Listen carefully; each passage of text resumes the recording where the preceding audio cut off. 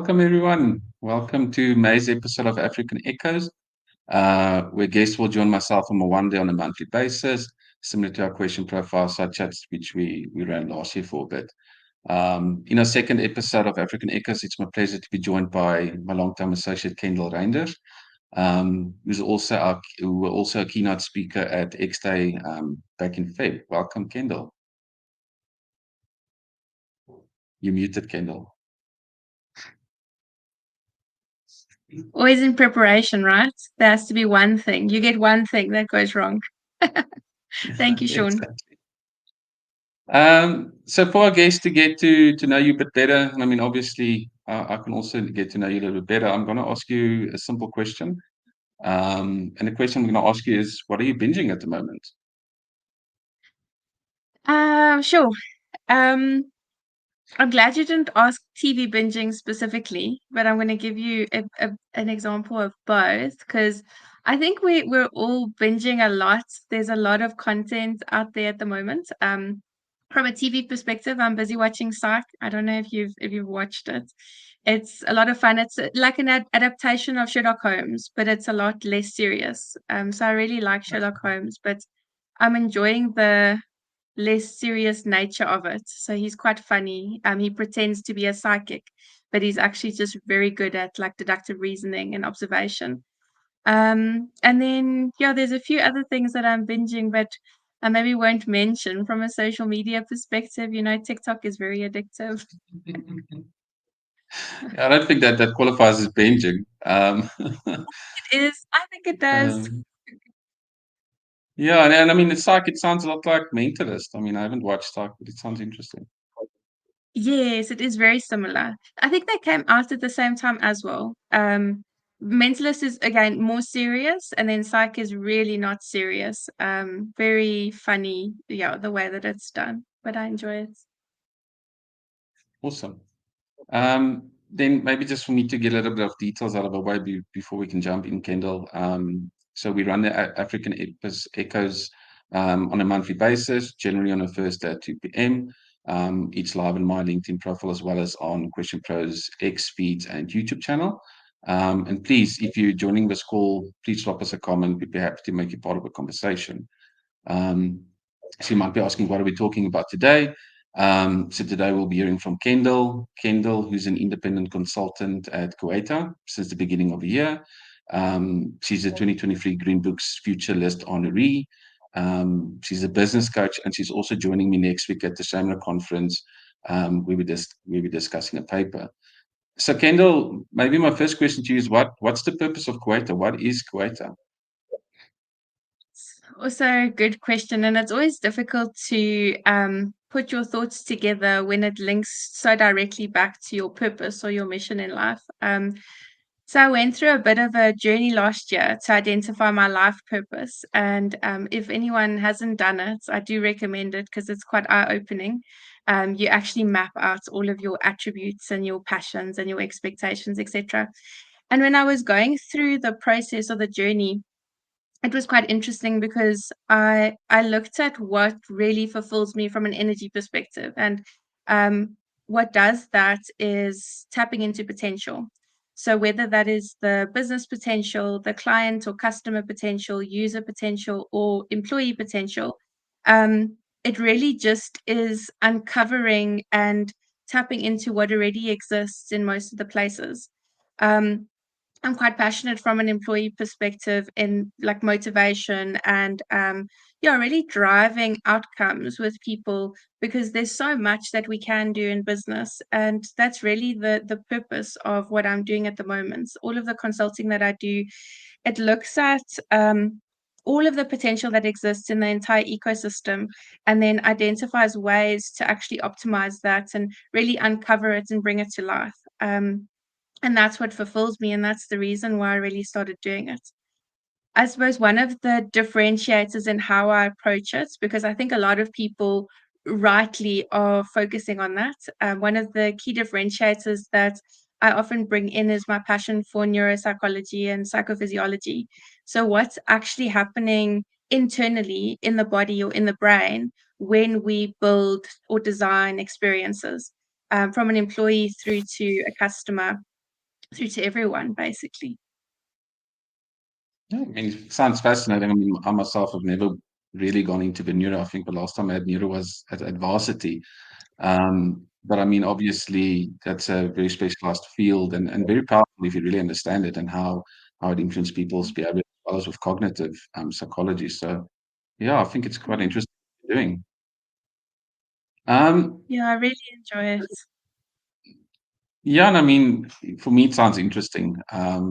Not particularly something that I would be good at, but I think it suits your personality well. So the topic we're discussing today is human-centered design. What is that, Kendall? So, in preparation for this talk, or for this connect, I read up a lot because obviously I know what human-centered design is, but I think there's a lot out there that's been focused on human-centered design and a lot of people going into it, and often words become buzzwords, and when they become buzzwords, people start throwing them around. Mhm. And it's really important to me to always bring it back to the real definition. What are we really trying to achieve when we use the term human centered design? From a theory perspective, it very easily describes what it sets out to achieve. So you're trying to design anything from an experience perspective through to a product design through to any experience, you're trying to put the human at the center of it. Now, if you dig in a little bit into why we use the term human centered design and not another term like user centered design, it's quite an interesting theoretical background behind it. So, the theory is that if you use the word user, you're distancing yourself from the person that you're designing for. So it's very much like a business term that you use. And through using the term human, you're actually humanizing the subject that you're designing for. So it's quite interesting how words actually impact our frame of mind, what we're doing and what we're setting out to achieve. So user kind of distances it, or client can also sometimes distance it. Customer can also sometimes distance it. But as soon as you use the term human, you actually realize, wait, Mhm. I'm doing this for a person or for people.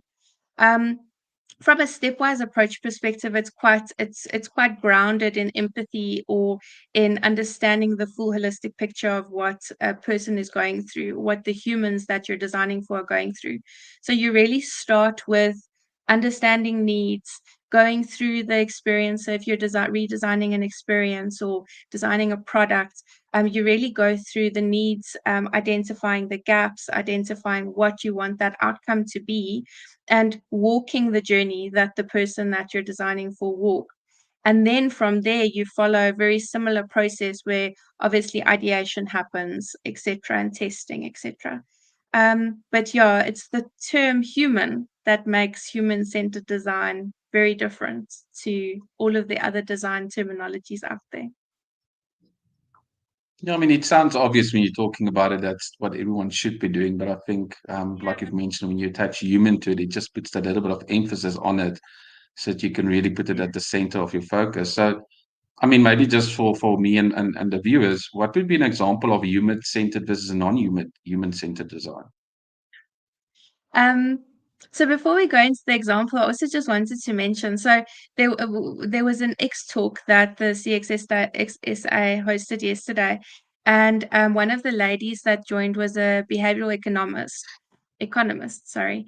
And in her bio, when I did her introduction, she used the word human, I think it was 4 or 5 times. So I kept mentioning yeah, the focus on the human, and everything was human centered and human. And I realized in that everything that we design is very strongly linked back to behavioral economics. And there's this new theory or term called what is it called now? It's not behavioral economics, but it's almost like behavioral psychology, which is, I think, what we're actually delving into when we're looking at human centered design. You're looking Mhm. at the psychology behind what is happening. I've got a good example of human centered design that I experienced relatively recently. Um, I always go to airports for some reason, always go to airlines. And I experienced an airline, and they really, you can see that they took the holistic picture into account when they were designing the experience. So often what businesses do is they look at just how they play their part in the experience that you're designing. So for example, when you think of airline, you would think about like climbing onto the airplane. Um, if you're getting snacks, if you need to pay with a card or do you have to pay with cash, disembarking off of the airplane. But actually, when you're flying, there's a lot more to your journey than what meets the eye, right? You need to pack, you need to decide where you're going, you need to book the flights. You need to then get to the airport, which can sometimes be a problem, especially when you're like me and you fly at 5 o'clock in the morning, or 10 to 6 in the morning. So there's a lot more to it. And this particular airline does a really great job at actually helping with the full experience. So you can see that they really thought about all of those points. So they'll remind you the day before, as an example. They'll make it very easy to check in so that you don't have that stress or that anxiety when you get to the airport. You have to go and check in, and they really do help with predicting all of the steps and making that, I suppose, reducing the cognitive load that can be present in an experience like that. So that was a really good example of a human-centered design that I experienced recently. Okay. And you found that experience really helped you significantly to be informed and stay on track? Yes, exactly. So they Okay. thought that obviously these people are going to, or people that experience this are going to worry about certain things, and they try to reduce that worry. Which is obviously from a human-centered design perspective, that's exactly what they achieved. I think for me, maybe just in our environment, the question, but for me, an example of this would be, and you can tell me if I'm wrong, would be essentially how voice of the customer has been progressing over the past few years. Whereas I think is in the past, it was a very one-dimensional way of engaging with customers via email or SMS or one or the other. Whereas I think nowadays voice of a customer is really transgressed into engaging with the people on the channel that they are most comfortable with, and also not just in one channel. I mean, they can engage with you on multiple channels at the same time. And I think for me, that a little illustrates a little bit how the human-centered design has really been creeping in for the past few years. Um, yeah. It's such a good point. Yeah. There's a new term that's being used currently called opti-channel. So it's basically your optimal channel. And I think that what you just mentioned, it speaks to that opti-channel. So what is the optimal channel Mm, for me to use to complete the survey or to answer these questions for a brand so that they can then succeed going forward or make changes, improve their service, etc. So that opti channel is quite important. But again, it's very human centered. So a lot of people, yeah, in recent years, the omni-channel drive was there. So what happened was, everyone wanted to be on all channels because omni-channel was the thing to do. You have to have a brick and mortar face to face, as well as then call center, as well as then digital, and what your digital looked like. And what ended up happening was people started launching channels that weren't necessarily needed, just because they mm, were trying to fulfill like an omni-channel experience. So a good example is apps. Everyone jumped onto the app wagon, right? There's apps. I think that apps have their time and place, but you get brands currently that everyone has built an app.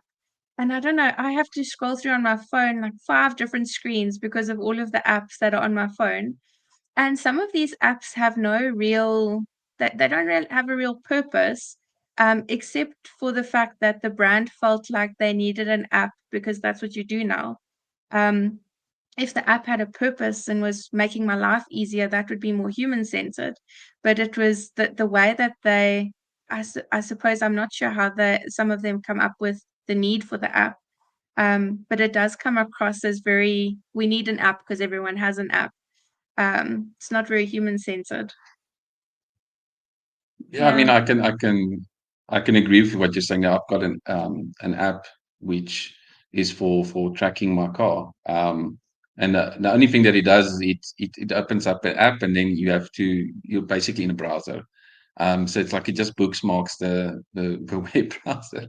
So there's no other functionality really other than that. So yeah, I think at some point people were really just trying to get into the game, making sure they're not left behind, and not really thinking about how they can really improve the experience for the consumer. So I think you're 100% correct in saying that. Businesses So also sometimes, sorry, just on that, businesses also sometimes fall into the trap of being business focused after they've mm, designed an ideal experience. So linking back to the airline example that I gave, I mean, I had a very positive experience, and I've had a positive experience multiple times. And they added a feature, and I think that they added an option. I don't know what you would call it. I think it's an option, where you can pay an extra, I think it was 50 Rand, and it would be more communication. So basically keeping you extra updated. And I suppose because of the way that they designed their experience, the communication was a key element behind the human-centered design. So it made sense that now they add add-ons, right? But the way that they had done it was you would opt in for this, you would pay the extra, I think it was 50 Rand, and then the amount of communication that you got was way too much. I mean, I think I was flying on the Wednesday. On the Monday, I was getting notifications that the boarding gate was changing. And I got, I think, 4 or 5 boarding gate changes notifications in that period before I even got to the airport.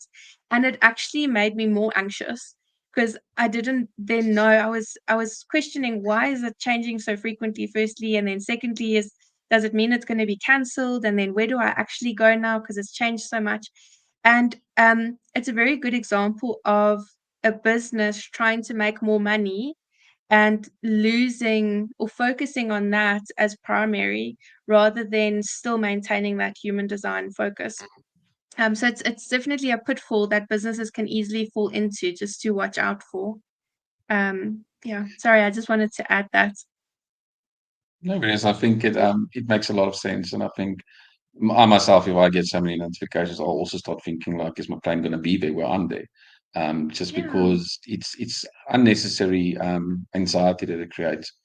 But I think just linking onto that example and not to latch onto that example too specifically, but what would the business benefit be of making processes more human centered? Mm.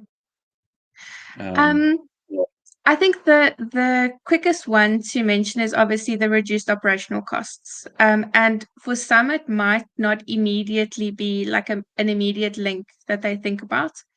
But let me maybe walk you through it a little bit. So if you're more human-centered in your design, often because people currently want convenience and ease, right? That's our top.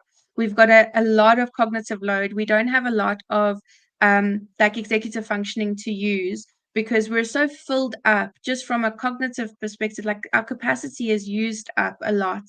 Um, and we're under immense pressure. So the need currently is make things easy, make things simple, make it convenient, right? Now, if you're doing that in a process, often what happens from a business perspective is you're streamlining your processes. So you're also making them simpler, which then makes it more cost effective often. If you look at it from an employee perspective, it also drives employee experience. So reducing the amount of steps in a process, reducing the amount of load that your employees have in a process significantly impacts and increases their experience, which ultimately increases their likelihood to stay at your company, which again has a cost implication because you're not hiring people and training them, etc. But also then it's that age-old equation that everyone knows, EX equals CX squared. So your client experience or customer experience is enhanced and it's easier to deliver mhm. that when your employees are happy. Multiple business benefits that we can tick off from a yeah increased revenue perspective, reduce operational costs, and then ultimately just improving people's lives all around. And I mean, a big reason for the increase in revenue would be reducing churn, right? I mean, if you can really engage with your customers, they will have a less of a reason to leave. Yeah, So I think that exactly. links Your with retention. your EX and CX equation that you've put. And I mean, I've also got a recent example with insurance company where I asked them to change the debit order, move it out by 2 or 3 days. And essentially what happened was my monthly deduction went off twice. And when I Mm. found out that people, it's like, well, why is this happening? It's like, no, because it's falling into the next month's window. And that's the process. And I mean, me as a customer, that's not really human centric at all, given the fact that now you're deducting my premium twice within 3 days. And at the end of the day, I couldn't really get any traction from this company to change this process because it's so embedded and there's so many red tape and reasons for why this is the way it is. And for me, that was a very recent experience in terms of a company that's not very human centric in one of the services that they offer. So I think there's definitely a lot that the companies can learn from this and should actually take out of this conversation today. Yeah. What what hurdles would you say companies face in implementing this? I mean, I've just mentioned my insurance example, but what type of hurdles do you think companies face?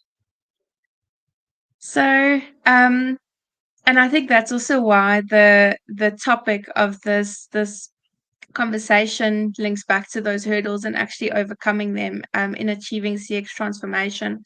And I think we've established in the conversation that it's extremely important to be human centered, right? But Mm, achieving that and doing it, especially within big organizations, is quite tricky. And when I was thinking about it and having gone back to all of the experiences of implementing multiple technologies through VOCs or through other like strategic initiatives, um, what often happens is there's a misalignment in terms of buy-in or in terms of culture. So what happens is I want to design a human-centered approach to something, whether that is, let's say, an app or a new process or a new experience. And I design that, but the implementation of that, if people are also not human-centered in the culture, or in their way of thinking, what often then happens is it's perceived as work, or it's perceived as not necessarily going to result in something positive. So people are very used to the way of things going the way that they've been used to over the years that they've been working at said company or different companies or in different processes. Um, so the hurdles are definitely getting that buy-in. So making sure that the person that needs to drive this implementation and drive it through to success understands why we're taking the approach, speaking the same languages, um, but often adapting your approach or the way that you position a human-centered design, whether that links to product or through to an experience or a process improvement. You need to sometimes change the way that you position it so that it speaks to the strategic initiative or the strategic imperative that that person holds that they're trying to drive. So their KPIs might be strongly linked to product. And then you need to link what you're trying to achieve through to their product outcome. And you will be able to do that. You just need to think about it a little bit more. Definitely that alignment and the buy-in is the first hurdle to overcome. I get that, and I think it comes down to the age-old thing that people just don't like change. I mean, you'll find people Mm, um, that actually shy away from change just because yeah. it's too uncomfortable and it creates anxiety. But I mean, on the flip side, what happens if you don't switch to human-centered design? What would happen to your organization then? Do you have any advice for those types of companies? Yeah, I think that I mean research if you Google anything at the moment, I know that there's been a lot of articles posted over the past few years about the benefits of being customer centric, which is effectively being human centric in your design. A lot of positives. I mean, uplift in revenue. You can see how it's much easier to grow your business. You grow at a faster rate.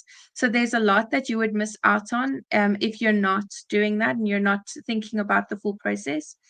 I also, though, understand, especially for the companies that have been around for a long time, a lot of them usually have legacy systems internally.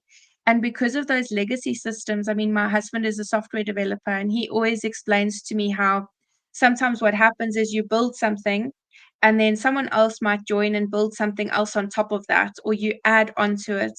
And then at the end of the day, you almost have this very mixed up, confusing ball of tech that is very difficult to unravel. And trying to implement a design that in theory would work, would really drive positive outcomes. Sometimes it's not as easy as just saying, well, this is the design and let's go ahead and do it. So I think for those businesses that have those types of hurdles, where it is very, very much based off of legacy systems or something else, you need to almost unravel it a little bit. You need to do a proper deep dive into what's happening with that technology that's in place. And often the effort to change is it's perceived to be a lot bigger than it actually is once you start to break it down Mm. and you start to actually do it in a stepwise approach. It's those small incremental shifts that often drive the most sustainable change in the long run. Yeah. I think what you're saying makes a lot of sense. But I would want to maybe ask you, so given everything we've discussed today, and this would be my final question to you, what would you want people to take away from this conversation? If I can only remember one thing. One thing. I think well, I'm gonna break the rules a little bit, and I'm not gonna say just one thing. Um, Remember that there's potential in everything. So you just have to find the way, find the key to unlocking and tapping into that potential. So there's always opportunity. Don't ever think that anything is a lost cause, or there isn't opportunity to grow or improve, because there always is.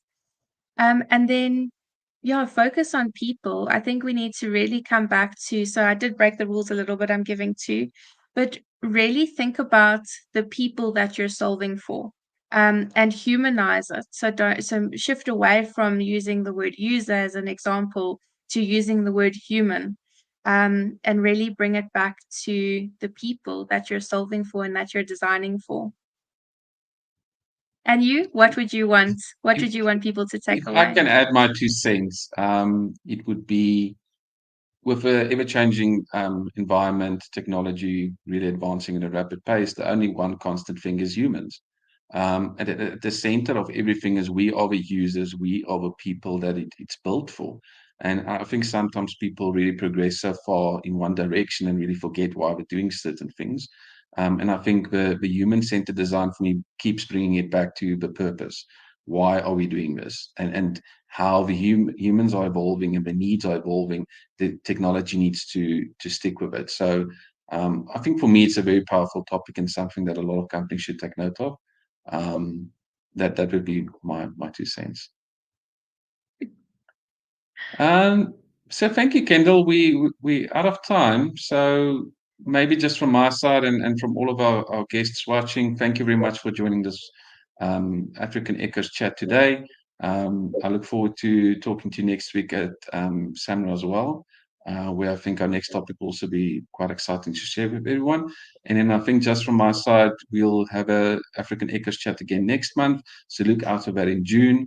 It will also be on a Thursday. And then from my side and from yours, Kendall, thank you and goodbye.